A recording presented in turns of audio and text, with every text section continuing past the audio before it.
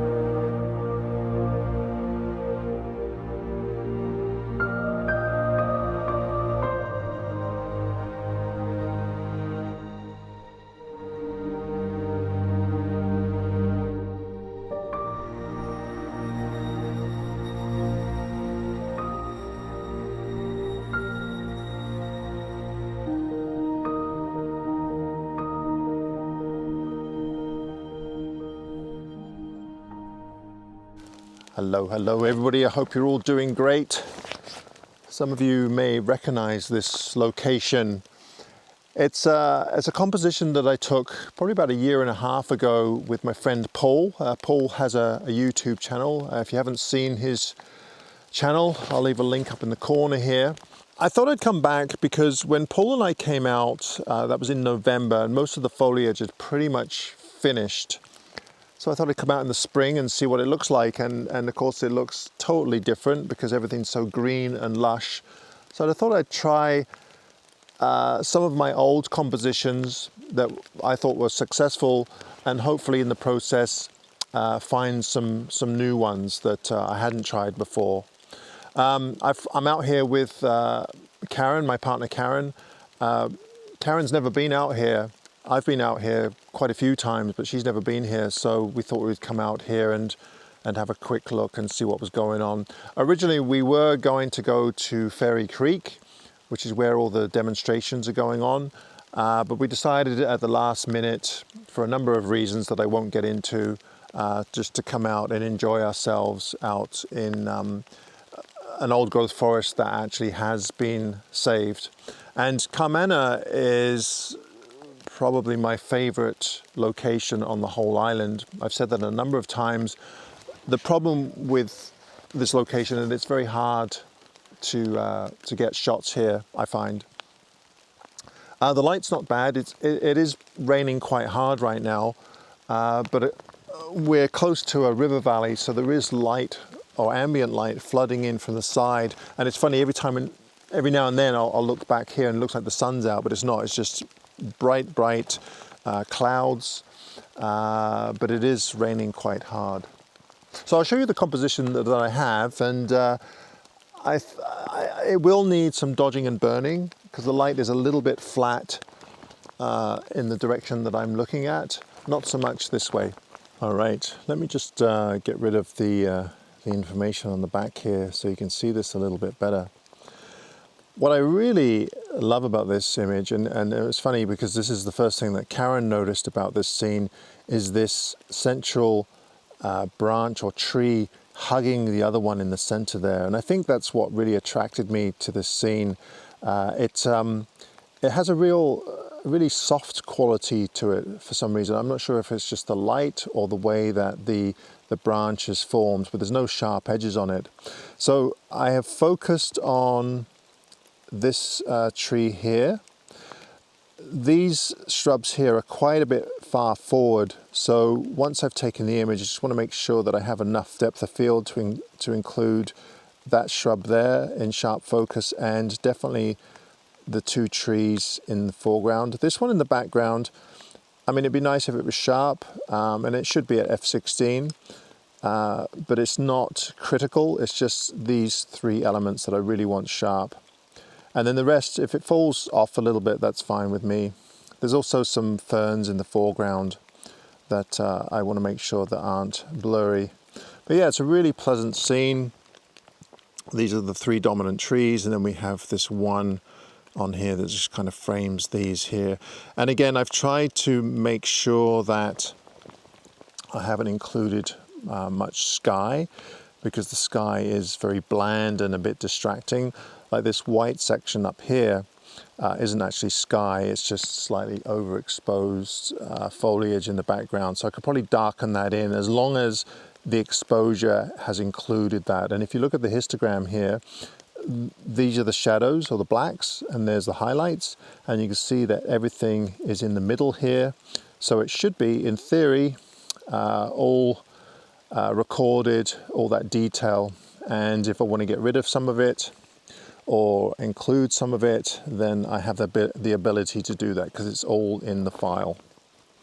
So I've started using a cable release again, because the 2-second timer is great for most things, but when you're waiting for the wind to die down, you know, the wind will die down, you push the button and 2 seconds elapses and the wind's picked up again. So a cable release is really handy, because, you know, I'm watching this, okay, the wind stopped, and you take your shot.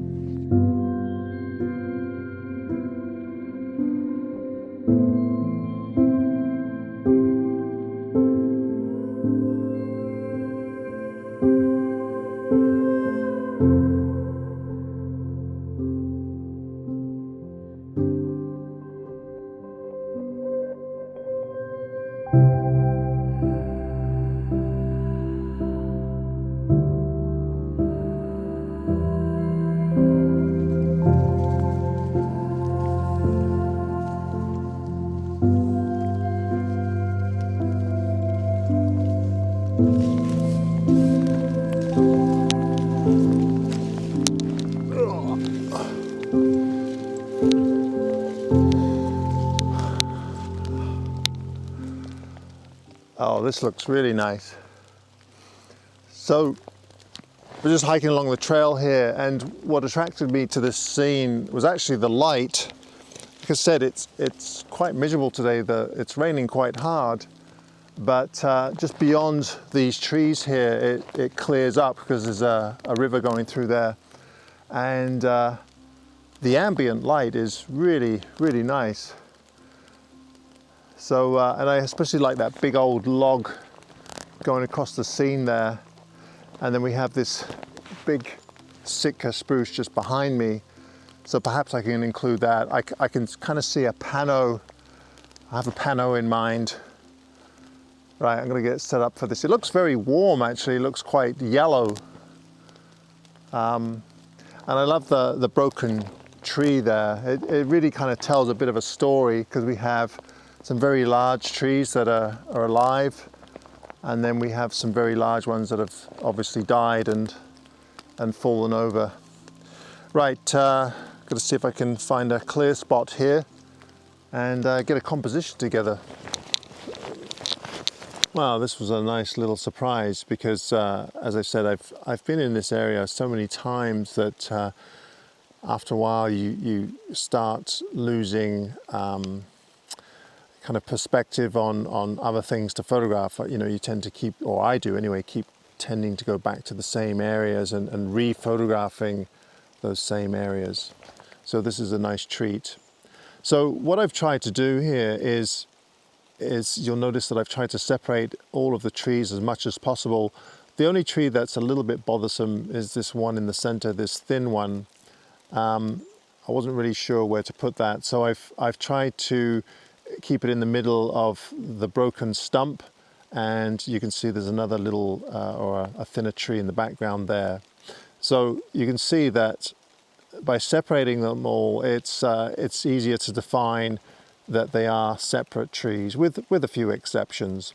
So I framed it with this spruce on the outside, and then we have this dominant one in the foreground, and then we have my favorite part where all the light is, where we have this big old tree that's fallen down, and then the broken stump, and then the the other trees on the right side here that kind of frame that area. So I think it'll work really well. It is quite bright up here, but I'm not too concerned about that. I think that kind of gives you a direction of where the light is coming from. Now I've also decided to take a few verticals as well, and in those cases I'm just concentrating on this kind of center right portion without the big tree in there. So it'll be interesting to see how they turn out. But yeah, it looks good on the back of the camera. I've also decided to take some with and without a polarizer just to saturate those colors of the leaves in the foreground here. So we'll see how it turns out.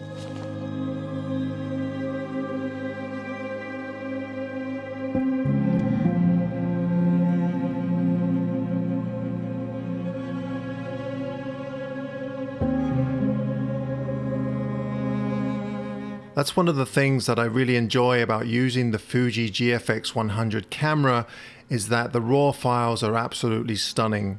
In this case, the colors and the saturation are just perfect, and there isn't really a lot, or if anything, that I have to do to this photograph to improve on it.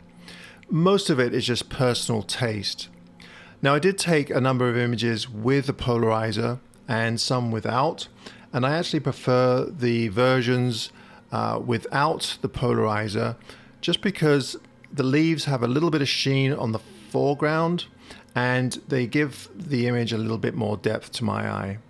You may also notice that in the raw file, the Sitka spruce on the left is leaning over to the left quite a bit. Now, it was leaning over like that, but of course when you use a bit of a wide angle lens and you start to point it downwards, then that just accentuates that leaning in or out, depending on whether you're pointing your camera up or down. So I took a bit of artistic license and I actually straightened up that tree a little bit. It just looks a little better to my eye, having all of those trees more or less in a vertical orientation.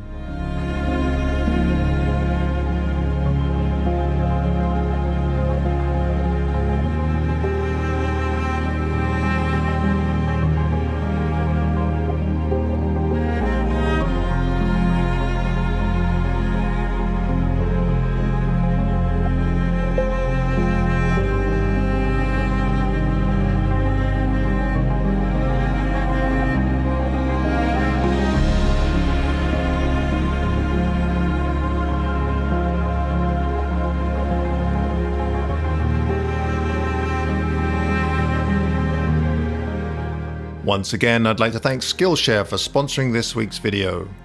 This past year has had its challenges, but it's also offered some surprising new opportunities. One opportunity was to spend more time taking up a new hobby, so I decided to head on over to Skillshare to see what I could find.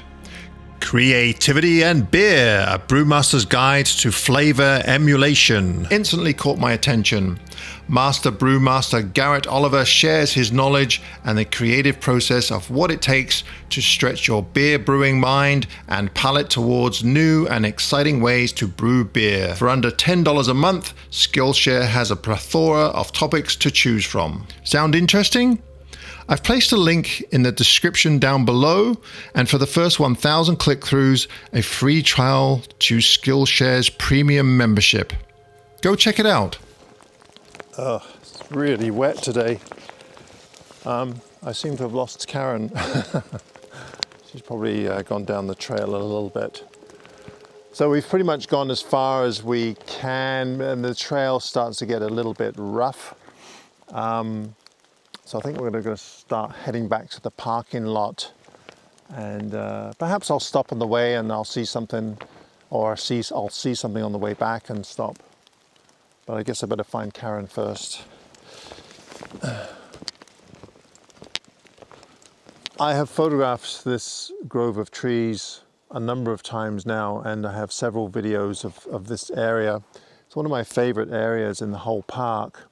And I think what I really like about it is there's just so many large trees all in one spot. Nice grove of Sitka spruce. And we have this dead one at the back there. It has all this fungi growing up it. So I really, really love that. Of course, in the spring now it looks so lush, so it's just absolutely beautiful. I am having a hard time finding something a little bit different, but I've decided to take a 16 by 9 pano of just the dead tree in the background, the big Sitka spruce. And then again, I'm trying to separate the trees so that they're well defined from one another.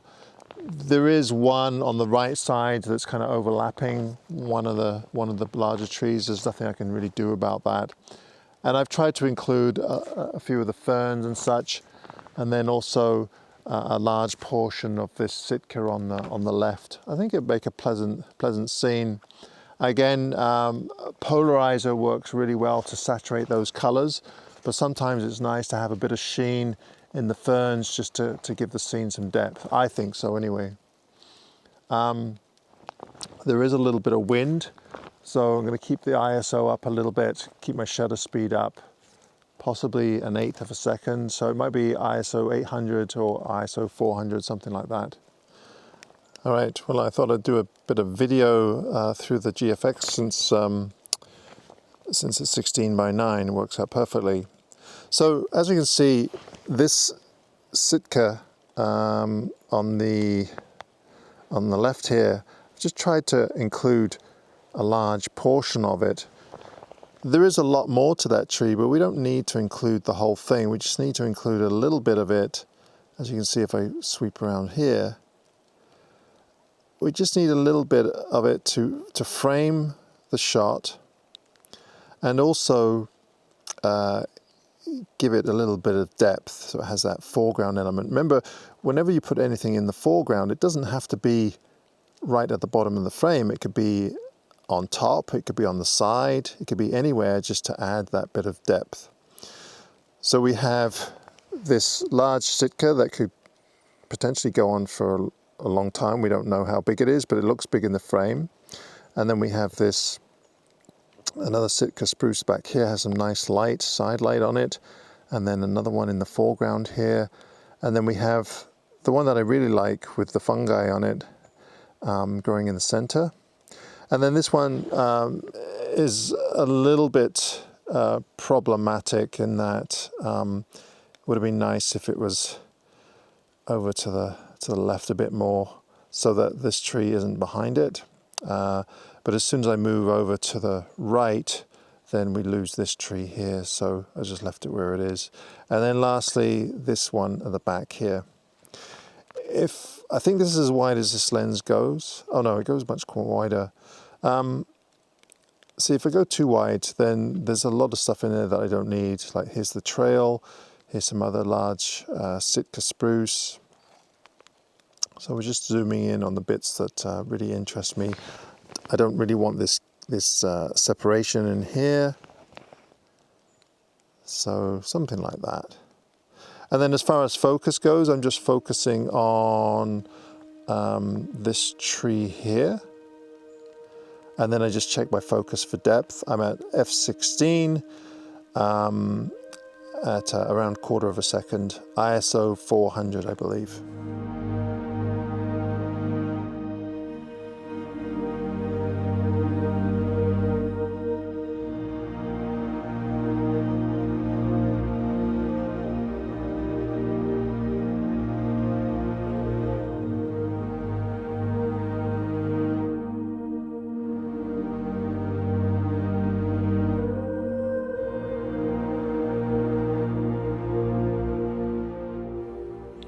Well, after a little bit of searching, I did find Karen. She was hiding under a big old tree, soaking in the ambience of the old growth forest. So thank goodness for that. Thank you once again, everybody, for watching this week's video. Please be sure to give me a thumbs up if you enjoyed the video. And as always, if you enjoy the content of this channel, be sure to hit that old subscriber button. For those of you that would like to support my channel in other ways, be sure to head on over to kozubooks.com, where I have my third printing of Quiet Light for sale, and also Aspen, a collection of autumn images from 2020 in a small body of work called a zine. Go check it out at kozubooks.com.